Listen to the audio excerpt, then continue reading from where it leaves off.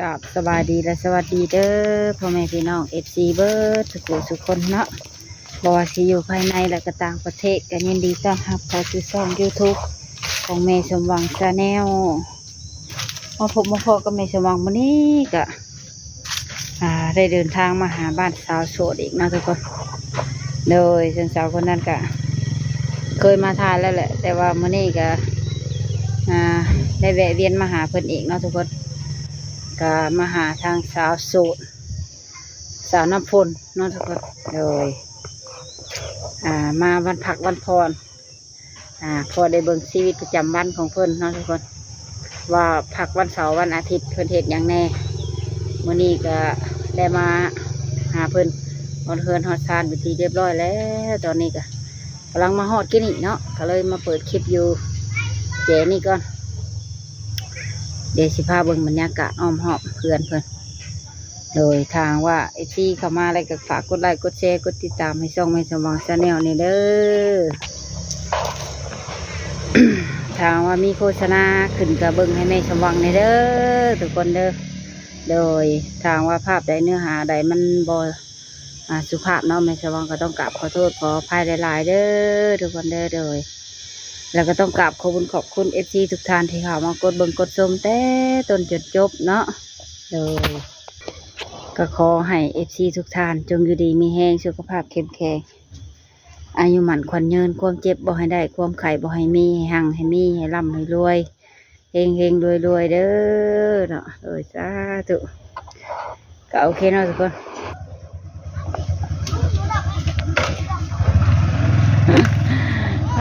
สบายดีคนสวยแมงสาสาวตำอยู่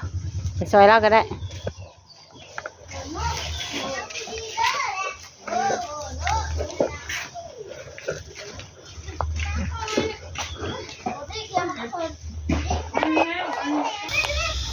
ลองมาบุญเผื่อย่อยเผื่อย่างอันนี้เมครัวเลยเนี่ยเป็นเชฟมือนี่สีมือน้องฝนล้วนๆเลยตำกระปุ้นลวกกุ้งเสน้ำปลาอย่างจางเนาะไม่ใช่เลยปลาลาดเลยหรือว่าน้อย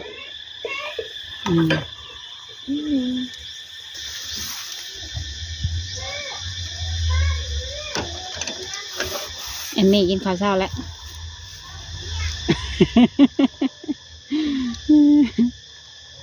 ต้องจังแบบเอาไหมกินก่อนกินก่อน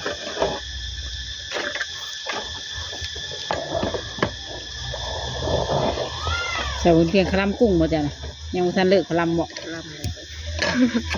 กินหน่อยว่าอะไรยังเป็นอย่างนี้อิ่ม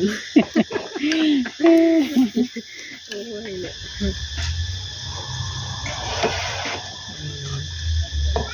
สาวๆเหมือนเดิม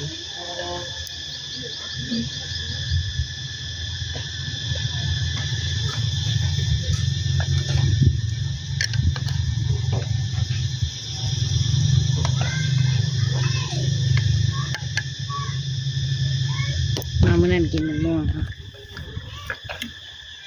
มาเมื่อนี้ซื้อกุ้งมาสู่กินแม่บ้านแม่เลือดหรอวะเห็ดหงหางเป็นเบิดเลย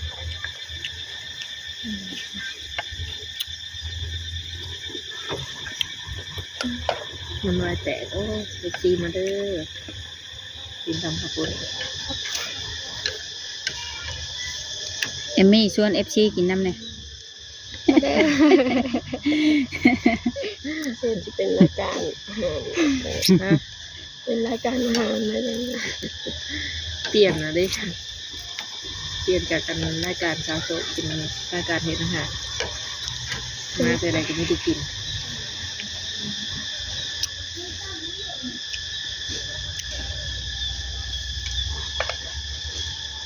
ชิมก่อนกินเลยบ่ได้เนาะซีมก่อนอร่อยบ่หรือเผ็ดหรือดีได้แซ่บเลย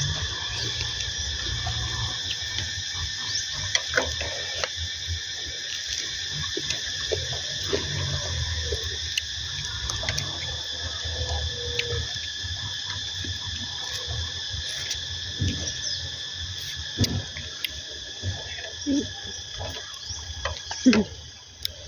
กินแล้วจะไม่ต้องอายกองไฟเด้อ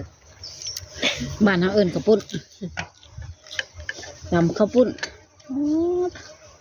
น้ำปุ้นเฮ็ดเสร็จแล้ว เป็นยังไง มันยาว บริษัทนะ ยุบไปอยู่เด้อ เต็มคำเลยเนาะ บ่วงตัดเด้อ ครบรถเลยนะ 10ล้อเลยพี่โก้ นี่จะได้ลองกด มามึงว่า มาห้องอะ แบ่งให้เราไหม แบ่งตัวแบ่งกุ้งนี่แบ่งให้เราจ้ะ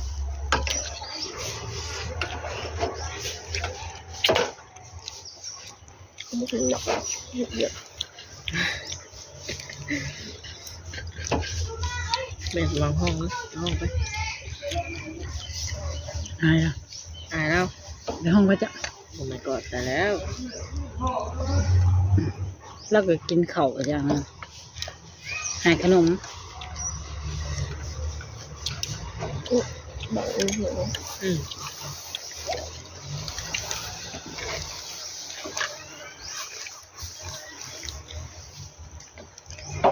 แซ่บปะหน่อยมิ แซ่บ ปกติเห็ดกินเรื่อยบ่กับน้องคน กินประจ กุ้งมันแพงเนาะเดี๋ยวก็สิติดต่อบ่าวทะเลให้เจ้า พี่ต่อบาประมง บาประมงเอาบ่ว่าน้องอัน แอมมี่ เอาอยู่บ่ คีบไปให้ไปเลย ได้กินอาหารทะเลตลอดเลย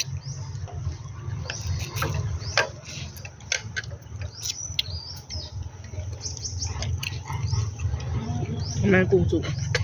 ของหลวง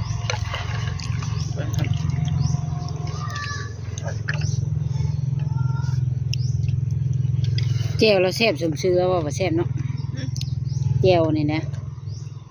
เจ้าลาบหรือว่าเจ้าอันชื่อมาเดินแล้ว ชื่อมา มันคาดว่าบ่แซ่บนะ อืม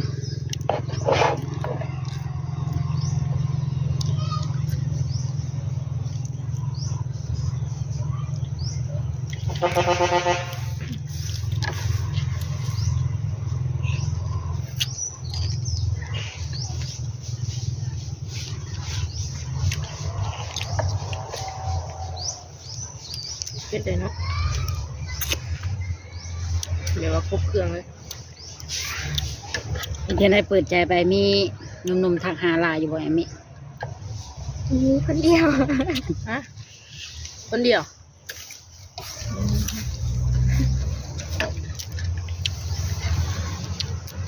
ว้าไปจบของงามปันเนี่ยมีคนเดียว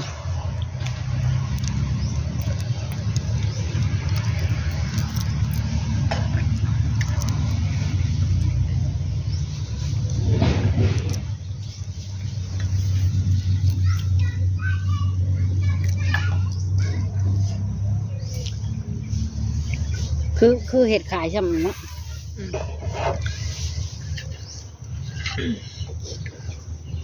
อยู่ห้านอาหารได้แล้ว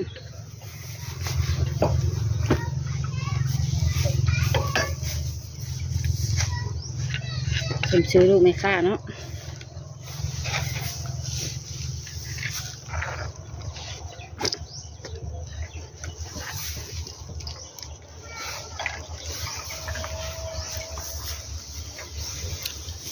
นี่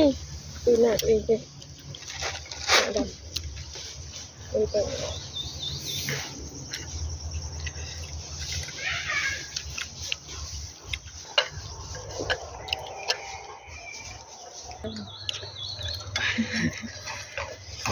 สงบสุข แม่นบ่จ้ะ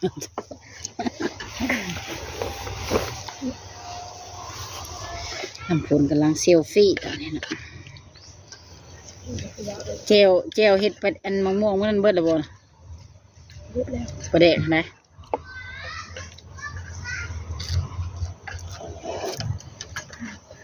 พวกเรากินกันอะไรกันเนาะ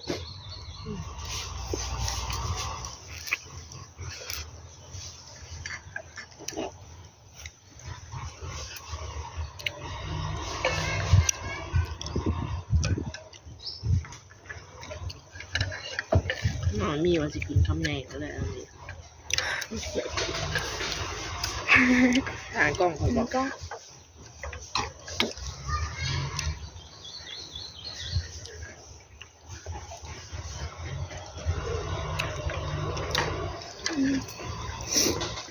มีถ้ามีหนุ่มๆอยากพาไปเที่ยว อันของไทยมุกดาหารไปได้บ่ฮะเจ้าก็ชวนหมู่ไปนำ ได้ ได้บ่โอ้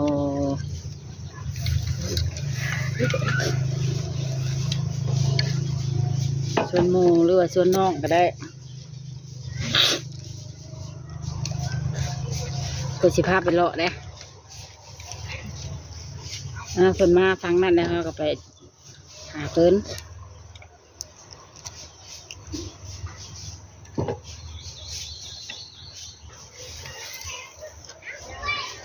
อ๋อแข็งเนาะหนวดกุ้งอย่างเนาะวางเหยียบได้ เมียนผึ่ง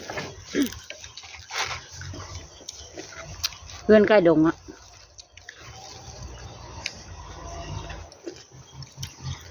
เมียนผึ่งจ้า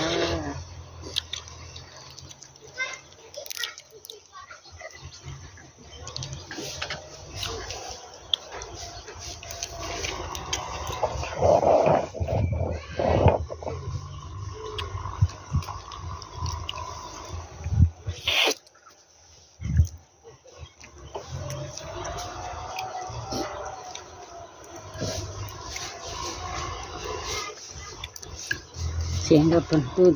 ตื่น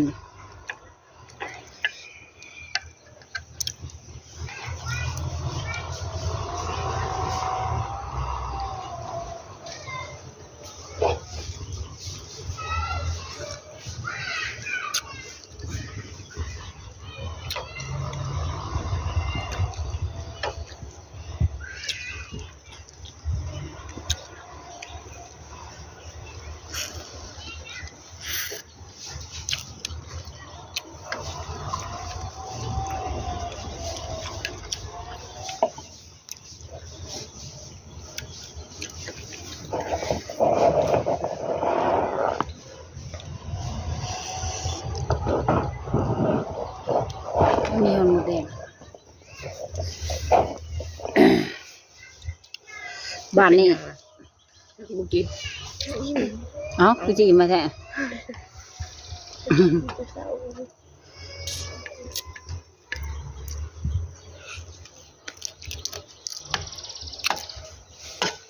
เสพเป็นอิ่มกูเห็ดเป็นอิ่มกินยังจะสับ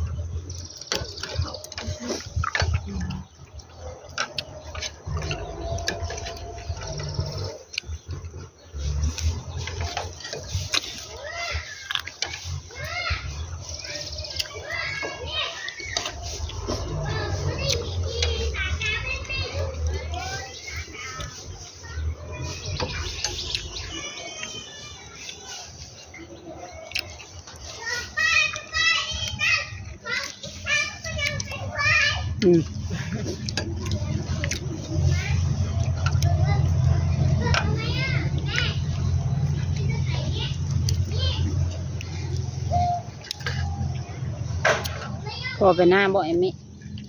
แม่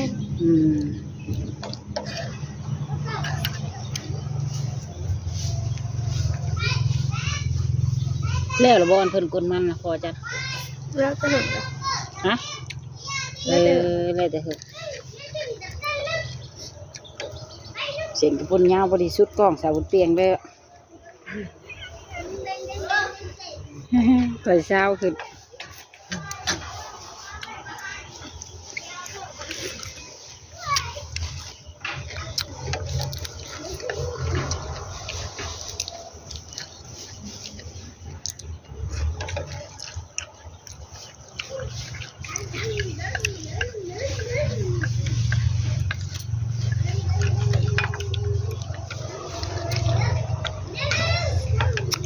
โอเคแล้วหยุดพักให้น้องเพิ่นกินก่อนเดี๋ยวน้องเพิ่นสิอายไปพ่อกันตอนกินแล้วคลิปกินหยุดไว้สักนี้ก่อน ให้น้องเพิ่นกินก่อน